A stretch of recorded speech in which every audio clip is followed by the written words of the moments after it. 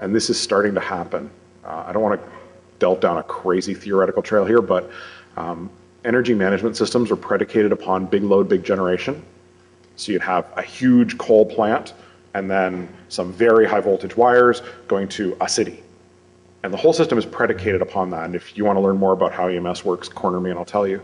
But that's changing now because we're starting to get micro generation.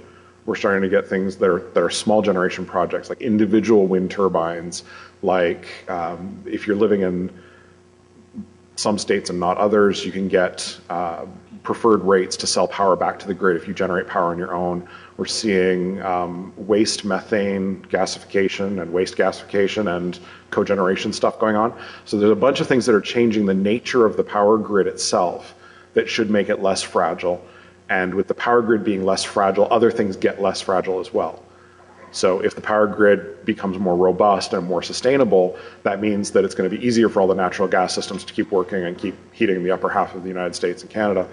I don't know that that's ultimately a solution to the problem, though. The problem that's facing almost all critical industries, and it doesn't matter whether we're talking about finance or we're talking about gas and oil or whether we're talking about electrical or whether we're talking about any one of the ISAC-enabled industries, the problem that we're facing is that they're not meshed. They're built very, very much on hub and spoke. And we all saw this happen. Anybody remember the internet in the 90s when everything was interconnected compared to the internet now where nothing is interconnected?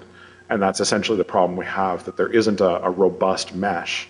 And we can get back to the place where there's a robust mesh, but it's going to take us a while. And I don't know if there will be a disruptive technology between now and then. I'm hoping for disruptive technology because we're burning way too much coal to make electricity and shipping it over these crazy power lines. I mean, the best way to take the grid out, this is actually a public post on one of the SCADA mailing lists. The best way to take the grid out is a rifle. Go out to where you see a high tension line tower, shoot the insulators. Do that 2 towers in a row. You've just taken that line out of service until it can be repaired. Do that to enough of them. And I mean, these things are not hidden. It's pretty easy to find a high tension transmission tower. But if you do that in enough places, you can do things like knock out the Northeast. It's that fragile. So, it'll get fixed someday, I hope. For my kids' sake anyways.